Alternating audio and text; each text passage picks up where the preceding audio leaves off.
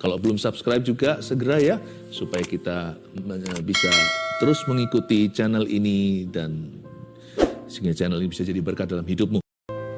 Tidak jauh, Tuhan, Kau bersama dengan orang-orang yang berseru pada namamu, 2-3 orang berkumpul dalam nama Yesus, Kau ada di sana, berarti Kau ada di sini bersama dengan kami semua, di mana kami berada. Sampaikan sabdamu, urapi kami semua dengan urapan yang baru, biar kami bangkit dan bergairah lagi untuk hidup bagimu. Terima kasih Yesusku. Sembunyikan hamba-hambamu di balik salibmu. Di dalam nama Tuhan Yesus. Yang percaya katakan, amin. Puji Tuhan. Yesus sudah bangkit. Maut sudah dikalahkan. Jangan sampai kita kehilangan visi hidup ya. Karena di depan kita ada sorga. Kalau kita percaya berarti kita sudah punya hidup kekal. Maka itu bergairahlah dalam kehidupan ini. Jangan lesu, jangan loyo. Jangan traumaan orangnya. Udahlah, lupakan yang lalu, mengarah pada tujuan. Di depan sana itu indah, bukan karena nggak ada pencobaan atau godaan, nggak ada masalah. Tapi di depan itu ada mahkota yang menanti kita. Saya ingin menyampaikan sebuah pesan firman Tuhan yang akan membangkitkan iman kita. Saya beri judul, bergairahlah hidup. Sebab kematian tidak lagi berbahaya. Kalau kita tahu maut sudah dikalahkan, kita takut apa dalam hidup ini? Kita buka sama-sama di 1 Korintus 15. 1 Korintus 15 ayatnya yang ke-50 sampai 58. Saya bacakan, nanti berhenti di mana saya jelaskan. Saudara-saudara, inilah yang hendak kukatakan kepadamu, yaitu bahwa daging dan darah tidak mendapat bagian dalam kerajaan Allah. Dan bahwa yang binasa tidak mendapat bagian dalam apa yang tidak binasa. Sesungguhnya aku menyatakan kepadamu suatu rahasia, kita tidak akan mati semuanya, tetapi kita semuanya akan diubah dalam sekejap mata, pada waktu bunyi nafiri yang terakhir, sebab nafiri akan berbunyi dan orang-orang mati akan dibangkitkan dalam keadaan yang tidak dapat binasa, dan kita semua akan diubah. Karena yang dapat binasa ini harus mengenakan yang tidak dapat binasa, dan yang dapat mati ini harus mengenakan yang tidak dapat mati.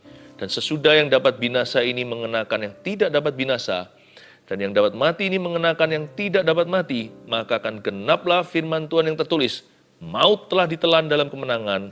Hai maut, di manakah kemenanganmu? Hai maut, di manakah sengatmu? Berhenti sampai di ayat 55 dulu, saya jelaskan satu persatu. Ayat 50 dulu ya. Saudara-saudara, inilah yang hendak kukatakan kepadamu. Ini tulisan Rasul Paulus. Dia menuliskan kepada jemaat di Korintus, tapi ini firman untuk kita. Saudara-saudara, Anda dan saya, keluarga saat teduh tercinta, inilah yang hendak kukatakan kepadamu, yaitu bahwa daging dan darah tidak mendapat bagian dalam kerajaan Allah, dan bahwa yang binasa tidak mendapat bagian dalam apa yang tidak binasa. Ayat 50 bicara tentang kehidupan yang kekal. Dari ayat ini kita tahu bahwa sorga itu nyata. Dikatakan di ayat 50 bahwa daging dan darah tidak mendapat bagian dalam kerajaan Allah. Itulah sorga. Yang binasa tidak dapat bagian dalam apa yang tidak binasa. Berarti sorga itu nyata, namun tidak terbuat dari daging dan darah atau materi sebagaimana kita pahami di dunia ini. Sorga itu nyata, bukan roh gentayangan atau sebuah tempat halusinasi. Yesus berkata di kitab Injil Yohanes begini, jikalau tidak tentunya aku mengatakan kepadamu, Tuhan kita nggak pernah berdusta. Gak ada tipu di mulutnya. Tuhan berkata, aku pergi ke sana untuk mempersiapkan rumah bagimu. Di rumah Bapakku ada banyak tempat tinggal. Aku pergi ke situ untuk membawamu ke sana suatu hari. Akulah jalan kebenaran dan hidup. Tak seorang pun dapat datang kepada Bapa kecuali melalui aku, kata Yesus Kristus. Jadi, mari kita percaya dulu bahwa heaven exists. Bahwa surga itu ada. Di hari kebangkitan Yesus yang kita rayakan akhir pekan ini, kita diingatkan bahwa orang mati akan dibangkitkan. Selain itu, bukan hanya kebangkitan saja, ada tempat untuk orang-orang mati yang dibangkitkan. Dan kita orang percaya tahu tempat itu adalah sorga. Daging darah tidak mendapat bagian dalam kerajaan Allah. Yang binasa nggak mendapat bagian dalam apa yang tidak bisa binasa atau yang kekal. Berarti tubuh kita ini suatu hari akan meninggal jikalau Tuhan belum datang di awan-awan menjemput kita. Kalau kita mati duluan, badan kita ini akan debu kembali menjadi debu, tanah kembali menjadi tanah. Tapi roh kita akan pergi kepada Bapa. Itulah sebabnya kehidupan rohani itu penting sekali. Jikalau olahraga itu ya hanyalah mengelola sesuatu yang sifatnya fana, sekalipun perlu ya supaya panjang umurnya. Tetapi beribadah itu fungsinya lebih kekal. Dua-dua dilaksanakan. Kita tetap menjaga tubuh karena tubuh ini bait Allah. Buat apa kita bisa aja sekarang punya mimpi dan visi yang besar dari Tuhan. Kalau kita mati ya matilah, karena Tuhan tidak pernah memakai sesuatu yang gentayangan. Karena itu badan kita itu sangat penting sekali. Tapi jangan hanya merawat badan. Seringkali yang kita rawat hanyalah penampilan. Wah, kita mau awet muda, kita mau sehat walafiat, kita mau pakai barang-barang yang mahal. Dunia ini hanya mengejar sesuatu yang kelihatan. Padahal hal-hal itu dapat binasa. Kejarlah kerajaan sorga, carilah kebenarannya, semua itu akan ditambahkan. Kalau kita tahu kita akan masuk ke sorga, bangun kerohanian. Pastikan hidupmu itu tidak berpusat pada hal-hal yang sifatnya sia-sia. Apapun yang Anda kerjakan, lakukan, katakan, pastikan ada nilai kekal di dalamnya. Carilah dahulu hartamu di sorga. Jangan hanya mengumpulkan harta di bumi. Dari ayat ini kita tahu bahwa hidup nggak berhenti sampai kita mati. Ada upah kita menanti, ada mahkota di depan situ. Dan kalau hari ini kita masih hidup, jangan mau mati. Jangan dikit-dikit rasanya bosan hidup ini. Jangan apalagi orang-orang yang suka berkata, aku mau bunuh diri. Oh, Tuhan punya sesuatu yang lebih bagus bagi hidupmu. Jangan buang hidupmu di sini, di kilometer sekarang ini lalu putus asa, lalu kecewa. Tuhan masih punya rencana yang indah. Rancangan sekarang damai sejahtera, masa depan penuh pengharapan. Kenapa Yesus dibangkitkan? Untuk juga menunjukkan kepada kita bahwa hidup tidak berhenti di dunia. Ayo kita bergairah. Mari kita sama-sama melayani Tuhan. Mari kita gunakan semua talenta yang kita miliki untuk memuliakan Yesus. Ayat 51, sesungguhnya aku menyatakan kepadamu suatu rahasia, kata Paulus. Rahasia apa ya? Kita kan suka sekali yang secret-secret gitu. Tapi ini rahasianya firman Allah. Jadi ini sesuatu yang indah. Sesungguhnya aku menyatakan kepadamu suatu rahasia. Kita tidak akan mati semuanya, tapi kita semuanya akan diubah. Generasinya Paulus mati semua. Bahkan setelah itu mati hingga hari ini. Ayat ini maksudnya apa ya? Kenapa Paulus memberikan harapan palsu? Kenapa ada janji palsu di sini? Sesungguhnya aku menyatakan kepadamu suatu rahasia. Kita tidak akan mati semuanya. Kita tidak akan mati semuanya itu bukan berarti kita semua tidak akan mati. Buktinya Paulus dan kawan-kawannya mati semua. Kita tidak akan mati semuanya itu berarti someday, suatu hari. Kita nggak tahu kapan Yesus datang kembali. Bisa hari ini, bisa besok, bisa nanti. Ya, bisa bulan depan, bisa tahun depan, bisa masih lama. Kalau kita melihat apa yang terjadi di zaman ini sekarang, saya rasa sih lebih dekat ya. Bukan lebih jauh. Sooner than later. Lebih cepat, bukan lebih lambat. Dunia ini mau kemana sih? Kalau bukan berujung pada kedatangan Tuhan. Berarti ayat ini adalah profesi, nubuatan yang melampaui masa hidup Paulus sendiri. Sekali lagi dia berkata, aku menyatakan kepadamu suatu rahasia, kita tidak akan mati semuanya, berarti there is such a thing. Ada yang namanya hari terakhir di bumi ini. Ada yang namanya the last day. Ada yang namanya the final generation. Generasi terakhir. Tapi kita nggak tahu kapan itu. Jangan coba prediksi ya. Jangan coba prediksi tanggal, bulan, tahunnya. Percuma. Jangan mendahului firman Allah. Yesus sendiri berkata, anak pun memilih tidak tahu. Hanya Bapa di sorga yang mengetahui saatnya. Hanya Bapa yang tahu saat dan waktunya. Jangan coba-coba memprediksikan. Bagi kita yang penting pokoknya setiap hari hidup seolah-olah hari ini mau masuk sorga. Hiduplah demikian rupa seperti hari ini adalah hari terakhir hidupmu. Hiduplah demikian. Segala sesuatu yang kau lakukan harus ada nilai kekal. Aku menyatakan kepadamu suatu rahasia, kita tidak akan mati semuanya. Suatu hari, Tuhan akan datang, kita tidak tahu kapan. Dan generasi tidak akan berlanjut lagi. Final day itu ada, hari terakhir. Hanya sampai sekarang masih merupakan misteri. You and me, Anda dan saya tidak tahu kapan itu akan terjadi. Tugas kita hanyalah berjaga-jaga dan waspada. Berjaga-jaga dan waspadalah. Hari itu datang seperti pencuri. Jikalau tuan rumah tahu kapan pencuri datang kan, dia bisa antisipasi. Tapi aku akan datang ketika tidak seorang pun menduganya. Mereka makan, minum, kawin, mengawinkan, tiba-tiba Tuhan datang. Keselamatan bagi orang percaya, jerat bagi orang jahat. Sesungguhnya aku menyatakan kepadamu suatu rahasia, kata Paulus, kita tidak akan mati semuanya. Namun ayat 52, dalam sekejap mata, pada waktu bunyi nafiri yang terakhir, sebab nafiri akan berbunyi dan orang-orang mati akan dibangkitkan dalam keadaan yang tidak dapat binasa, dan kita semua akan diubah. Ini bicara soal apa? Sebuah event kejadian namanya pengangkatan, dalam bahasa Inggrisnya rapture. Paulus menubuatkan, dalam pewahyuan firman ini dicetuskan rapture atau pengangkatan gereja Tuhan akan terjadi. Sekali lagi kita nggak tahu kapan, jangan coba sekali-kali memprediksikan. Sebab nafiri akan berbunyi, akan ada tiupan sangkakala, orang mati dibangkitkan dalam keadaan yang tidak dapat binasa, lalu kita semua, generasi terakhir yang nggak mati itu, kita semua akan diubahkan dalam sekejap mata. Karena yang dapat binasa, kata ayat 53, harus mengenakan yang tidak dapat binasa. Mengenakan yang tidak dapat binasa, seperti tubuhnya Yesus ketika bangkit dari maut. Mengenakan yang tidak bisa binasa, Tuhan memberi kita tubuh kekekalan. Ya. Badan kemuliaan, yang dapat mati ini harus mengenakan yang tidak dapat mati. Rapture akan terjadi. Dalam bahasa Latinnya, rapture itu artinya caught up atau tertangkap ke atas. Translated, ya, kata translation itu bahasa Inggris artinya terjemahan, juga artinya badan kita ini akan diterjemahkan dalam sekejap mata, dalam kuasa Allah, akan mengenakan yang tidak dapat binasa. Ini luar biasa. Suatu saat nanti itu akan terjadi, cuman kita nggak tahu kita waktu itu masih hidup atau sudah mati.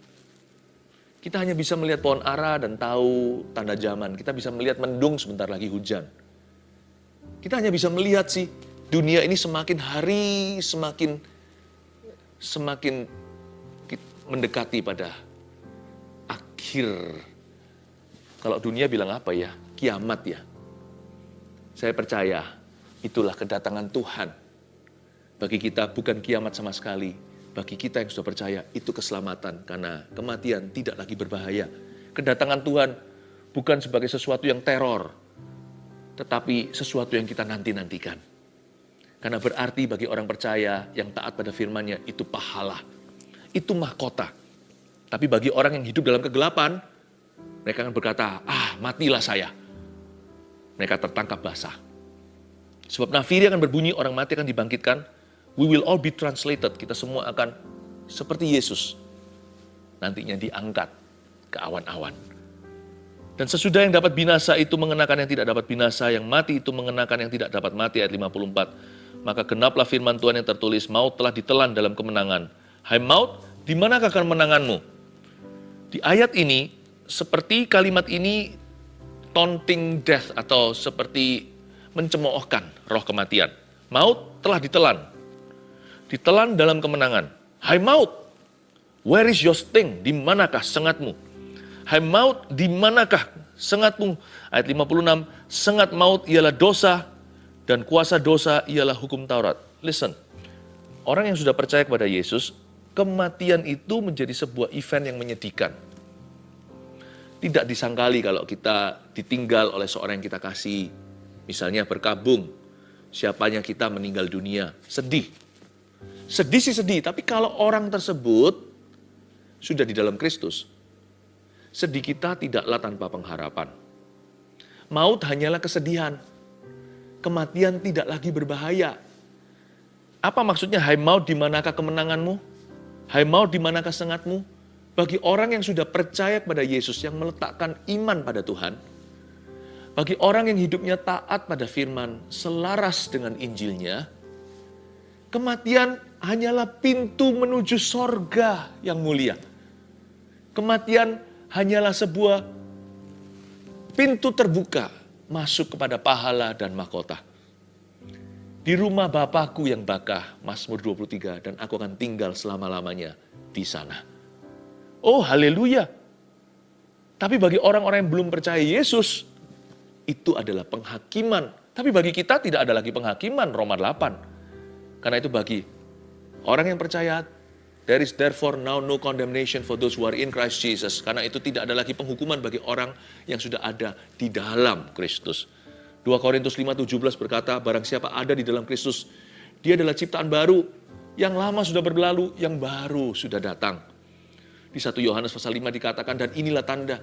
Dan inilah kesaksian kalau orang sudah percaya bahwa kepada anak Allah, bahwa di dalam dirinya ada kesaksian bahwa dia memiliki hidup yang kekal selama-lamanya.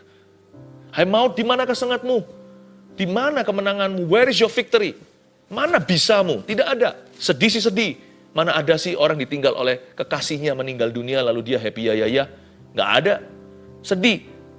Tapi dia tahu dalam hatinya, bukan karena dia belajar di university.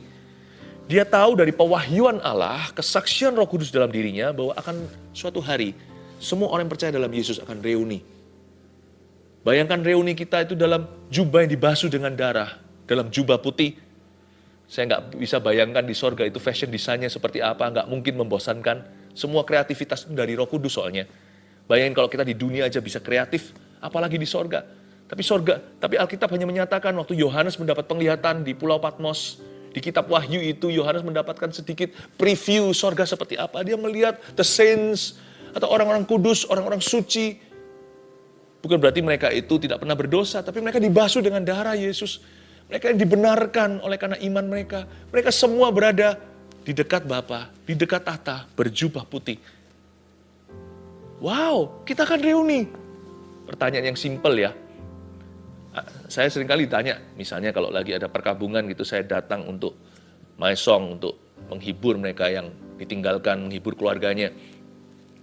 Ya, mereka tanya sama saya, kalau nanti suatu hari aku ketemu Papa lagi, ingat nggak ya Papa sama aku? Gini aja, jawabannya simpel aja. Baca di Injil, Yesus bangkit. Ingat Petrus nggak? Pada waktu itu Yesus bangkit, ingat nggak siapa yang tadinya itu meragukan, suruh mencucukkan jarinya ke dalam tangan atau lengannya? Tuhan tahu nggak Thomas itu siapa? Pada waktu Tuhan Yesus bangkit, Tuhan Yesus bisa sensitif nggak dengan perasaan mereka kelaparan? Tuhan Yesus bakarkan ikan itu di pinggir pantai sampai Tuhan Yesus tanya 3 kali sama Simon Petrus, do you love me? You are as real as you are now. Tetapi bukan dengan pakaian dosamu hari ini. Bukan dengan daging darah yang tidak mendapat bagian dalam kerajaan Allah. Bukan mengenakan sesuatu yang dapat binasa. Tahu nggak di sorga nanti, ketika dalam tubuh kemuliaan, ingat itu lebih tajam. Siapa bilang sorga adalah tempatnya orang pikun? Orang pikun di dunia sini. Ketika suatu hari dia sampai kepada Tuhan, jikalau dia sudah percaya loh ya. Karena hanya ada satu jalan yaitu Tuhan Yesus. Kalau dia sudah diselamatkan, dia akan ingat semuanya. Kita akan berada dalam hadirat Allah yang maha tahu, the all-knowing, all-seeing God. Meskipun kita nggak akan menjadi seperti Tuhan, tahu segala sesuatu. Tapi saya yakin di sorga kita lebih tahu dari kita hari ini. Lebih ngerti, lebih kasih. Dan lebih suci, tentunya suci sempurna di sana, tidak ada air mata. Dihapuskan segala dosa, tidak ada setan. Waktu itu iblis sudah dilemparkan ke dalam lautan api. Bayangkan, pertanyaan sederhana. Papa ingat saya nggak ya? Yesus ingat Petrus nggak ya? Petrus tahu Yesus nggak? Puji Tuhan. Hai maut, di manakah sengatmu? Di mana kemenanganmu? Sengat maut ialah dosa. Kita udah bebas dari ini. Kuasa dosa ialah hukum Taurat. Kita berada di dalam hukum kasih. My. Kalau kematian sudah tidak lagi berbahaya for you and me, paling-paling sedih. Paling-paling kangen kalau sampai ditinggalkan ya kan. Tapi nggak ada penyesalan. Kalau kita yang giliran meninggalkan, kalau kita yang mati, jangan sampai loh ya di ranjang kita itu dipenuhi penyesalan. Harusnya di ranjang kita itu dipenuhi kebanggaan. Aku sudah hidup bagi Kristus, mati adalah keuntungan. Meninggalkan warisan sebuah jejak kaki teladan untuk diikuti oleh putra-putri. Dan sebanyak orang yang mengikuti hidupmu dan meneladanimu. Kalau kita hidup bagi Kristus, mati gak ada sengat dosanya, udah gak berbahaya. Bergairahlah hidupmu. Yesus sudah bangkit, maut sudah dikalahkan. Karena itu, masuk ayat-ayat berikutnya, peran kita apa? Apa maksudnya sih hidup dalam kuasa kebangkitan? Coba saya jelaskan. Ayat 57, tetapi syukur kepada Allah yang telah memberikan kepada kita kemenangan oleh Yesus Kristus Tuhan kita. Garis bawahi kata kemenangan, nanti saya jelaskan. Karena itu saudara-saudaraku yang kekasih, berdirilah teguh, jangan goyah, dan giatlah selalu dalam pekerjaan Tuhan. Garis bawahi, berdirilah teguh, jangan goyah, dan giatlah selalu. Saya jelaskan sebentar lagi. Sebab kamu tahu bahwa dalam persekutuan dengan Tuhan, jeripayamu tidak sia-sia. Garis bawah yang terakhir, dalam persekutuan dengan Tuhan, jeripayamu tidak sia-sia. Ya. Saya kasih poin sederhana, 1, 2, 3. Bergairahlah, hidup sebab kematian tidak lagi berbahaya. Ini maksudnya hidup dalam kuasa kebangkitan setiap hari. Nomor 1, ikut Yesus terus sampai mati. Kalau Anda baca ayat 57, tetapi syukur kepada Allah yang telah memberikan kepada kita, apa? Kemenangan oleh Yesus Kristus Tuhan kita. Mana ada sih di antara kita yang menang terus, nggak pernah kalah, nggak pernah berbuat salah. Sekalipun kita sudah terima Yesus dan diselamatkan, dari waktu ke waktu kita masih belajar dari kesalahan. Kata kemenangan di sini itu long haul, perjalanan panjang. Kata kemenangan itu bukan sekali telak, itu Yesus di kayu salib. Yesus sudah menang sekali untuk selama-lamanya, nah kita mempatroni kemenangannya itu, kita masih bergumul setiap hari, jatuh bangun kadang-kadang. Tapi intinya di sini yang penting kuncinya kita setia. Jatuh 7 kali ya bangun lagi. Jangan nyerah. Karena kemenangan itu diberikan terakhir, kemenangan dibeli di depan. Yesus berkata sudah selesai. Tuhan tidak cicil pelan-pelan. Kalau Anda tahu di kayu salib itu Yesus berkata it is finished. Berarti lunas. Dibayar lunas di depan. Tapi kemenangan itu diberikan mahkotanya di belakang. Nah di antara depan dan belakang disinilah kita bergumul dalam keseharian. Jatuh bangun kadang-kadang. Kadang-kadang dosa lalu didisiplin sama Tuhan, kena konsekuensinya. Yang penting di sini, bangkit. Yang penting di jalan tengah ini jangan nyerah. Saya mau iring Yesus seperti lagu lama. Meskipun kadang susah menderita dalam dunia, saya mau iring Tuhan. Kuncinya itu ikut Yesus terus. Jangan sangkali dia. Petrus sangkali 3 kali pun, dia 3 kali berkata I love you akhirnya. Terakhir dengan air mata menangis, merengek dia, mewek betul-betul dia. Meratapi kebodohannya dan berkata, you know I love you. Meskipun love di situ pakai bahasa Yunani yang lebih rendah kasta. Bukan pakai agape.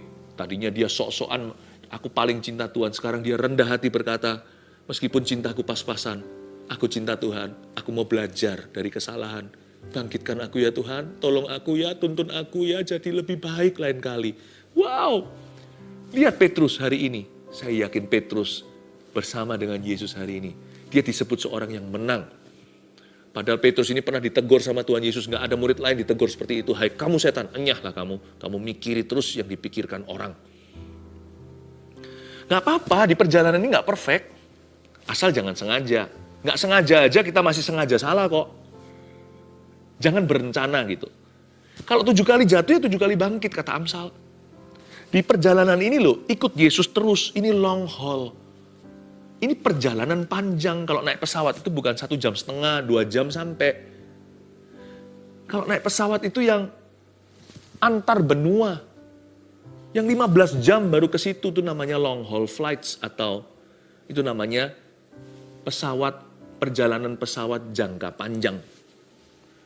Long haul kita itu ikut Yesus itu harus lifetime, seumur hidup. Setia itu sampai mati, ikut Yesus terus sampai mati. Yang penting ikut Yesus. Gagal sekarang, ikut lagi. Bodoh sekarang, belajar lagi. Jatuh, bangkit lagi. Harus terus bergairah hidup. Sebab kita tahu, Tuhan sudah menang di depan, dan aku pasti menang di belakang. Mahkota sudah disediakan. Babak belur mungkin, tapi sebisa mungkin jangan terlalu berdarah-darah. Jadi kalau Tuhan sudah ketuk pintunya, cepat kembali. Ngapain sih 3 tahun lagi murtad? Buat apa sih 7 tahun lagi sia-sia? Buang waktu. Waktu nggak bisa kembali soalnya. Lebih cepat, lebih baik lagi. Tidak harus kita babak belur. Makanya ketaatan itu indah. Orang yang taat itu, upahnya bukan hanya di sorga. Di hidup ini pun dia melihat buah-buah kebenaran. Delayed obedience is delayed glory too. Pahami ini. Ketaatan yang kita ulur adalah kemuliaan yang mundur. Ya, ikutlah Yesus, ikut sampai mati. Yesus kan berkata begini, follow me. Nggak gampang loh ikut Yesus, gampang-gampang Gampang-gampang susah sih. Dibilang gampang ya iya karena Tuhan yang tolong. Dibilang susah, dibilang gampang sekali, bukannya tanpa harga yang dibayar. Bukan Yesus yang suruh kita bayar harga. Kita mau ikut Yesus itu loh, dunia menentang kita. Jadi mereka yang suruh kita bayar harga. Saya mau ikut Yesus, teman-teman saya nggak dukung. Wah fanatik kamu, fanatik lu. Bukan Yesus yang suruh saya bayar harga. Tapi mau nggak mau, kalau mau ikut Yesus pasti bayar harga. Sebab di dunia ini banyak orang yang tidak cinta Tuhan. Bayarlah harganya. Nggak apa-apa. Bergairahlah hidup. Karena kita tahu kita pasti akan menang. Itu yang disebut tetapi syukur kepada Allah yang telah memberikan kepada kita kemenangan oleh Yesus Kristus Tuhan kita. Kata kemenangan di situ adalah perjalanan jangka panjang. Up and down-nya juga. Oke? Ayat 58, kita akan lihat poin kedua, bergairahlah hidup sebab kematian tidak lagi berbahaya. Yang kedua, aktifkan semua talenta untuk Tuhan. Itu di ayat 58. Karena itu saudara-saudaraku yang kekasih, berdirilah teguh. Jangan goyah dan giatlah selalu dalam pekerjaan Tuhan. Suruh berdiri teguh, jangan goyah dan giatlah selalu. Itu sebenarnya satu kata. Aktifkan semua talenta. Kata berdirilah teguh itu seperti kuda-kuda untuk orang lagi mau perang. Seperti turnamen gitu. Berdirilah teguh itu close combat. Misalnya seperti orang yang tinju di atas ring itu, berdiri teguh. Dia harus posisinya tepat. Kalau enggak, sekali pukul bisa rubuh.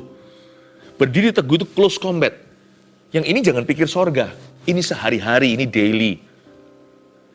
Kuasa kebangkitan itu jangan begini loh ya. Oh, iming-iming aja. Angan-angan suatu hari sorga-sorga. Lalu hari ini tidak berbuat apa-apa. No, close combat. Kuasa kebangkitan itu harus diaplikasi, dipraktekkan dalam kehidupan sehari-hari. Close range atau jarak dekat. Apa yang di depanmu? Kerjakan sungguh-sungguh. Bergairahlah. Karena Anda tahu ujung ada pahala. Apalagi yang nilainya kekal.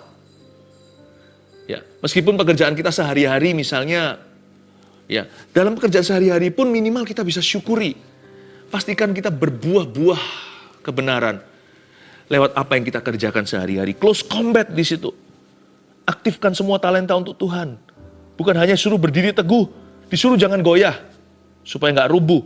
Giatlah selalu. Kata giat itu berarti rajin, tekun, mencoba lagi, berusaha, belajar, survei, riset, ya kan?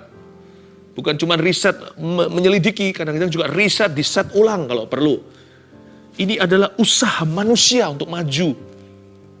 Sehari demi sehari, apapun yang Anda kerjakan di depanmu, jangan pernah berkata perkara yang sia-sia. Kalau perkara-perkara yang Anda kerjakan itu bukanlah dosa, sekalipun kelihatannya duniawi, tapi itu, melalui itu Anda bisa memuliakan Allah. Ya. Kalau dosa sudah jelas-jelas salah. Misalnya ibu rumah tangga menyiapin rumahnya, masak di dapurnya. Ini apa nilai kekalnya? Tapi kalau Anda lakukan itu dengan ucapan syukur, Tuhan berkenan. Giatlah selalu dalam pekerjaanmu, jangan ngomel, jangan mengeluh. Berdirilah teguh, janganlah goyah, dan pakai apapun yang Anda lakukan dan kerjakan itu untuk impact hidup orang. Untuk berdampak bagi orang-orang di sekeliling Anda. Aktifkan semua talenta untuk Tuhan. All. Karena semua talenta itu hanya untuk hidup ini, di tengah. Nanti kalau sudah mati, talenta itu nggak bisa kita kelola. Yang sisa hanyalah pahala kita. Yang sisa adalah hubungan dengan Tuhan. Aktifkan semua talenta. Bergairahlah hidup. Sebab kita nggak hidup selama-lamanya. Jangan yang dilihatin melulu masalahnya. Kurangnya terus yang diungkit-ungkit. Negatif pikirannya. Padahal ada banyak yang kita bisa syukuri loh di hidup ini. Orang sakit pun masih banyak yang bisa disyukurinya. Kalau saya sakit ya, kalau saya belum sembuh, saya paling tidak bisa bersyukur. Yang sakit saya, bukan istri saya, bukan anak-anak saya. Syukur itu selalu mencari celah. Selalu menemukan jalannya. Dan aktifkan semua talenta. Jangan renungkan nasibmu, jangan ratapi hidupmu. Don't do that. You don't live on earth forever. Anda tidak hidup di dunia ini forever and ever. Pastikan hidupmu berguna. Yang terakhir, sebab kamu tahu bahwa dalam persekutuan dengan Tuhan jeripayamu gak sia-sia. Maksudnya apa? Poin ketiga, jangan takut susah di dunia. Inilah kuasa kebangkitan. Jangan takut susah. Jangan lemah jadi orang. Lemah lembut nggak apa-apa. Mengakui kelemahan di depan Tuhan nggak apa-apa. Tapi janganlah kita memilih untuk jadi orang yang lemah karena Tuhan memberi kita kekuatan. Karena Roh Kudus tinggal di dalam dirimu dan diriku. Jangan takut susah di dunia ini. Sekalipun saya susah menderita dalam dunia, saya mau iring Yesus sampai selama-lamanya. Jangan takut susah di dunia. Setbacks itu nggak apa-apa. Bukan hanya susah itu karena aniaya, kadang-kadang juga karena pembelajaran untuk kita. Bisnis, salah direction. Salah mengambil keputusan. Ternyata akhirnya uangnya nggak kembali. Aduh, belajar ya sudahlah, anggaplah biaya kuliah. Itu setbacks atau kemunduran, tapi kalau hari ini Anda bisa belajar dari itu bisa menjadi setup untuk something new. Bisa menjadi sesuatu yang baru. Apapun yang hilang, kalau itu hanya materi, bisa dicari lagi kok. Ya, jangan sampai itu terus jadi penyakit karena kita stres, tidak berhenti-henti. Tapi kalau kita bisa atasi suasana itu, kita nggak takut susah. Kita taruh harapan pada Tuhan. Nggak terlambat kok. Semua masa-masa tahun-tahun yang Anda anggap sia-sia itu ditambahkan di belakang nanti. Siapa tahu Tuhan kasih Anda panjang umur.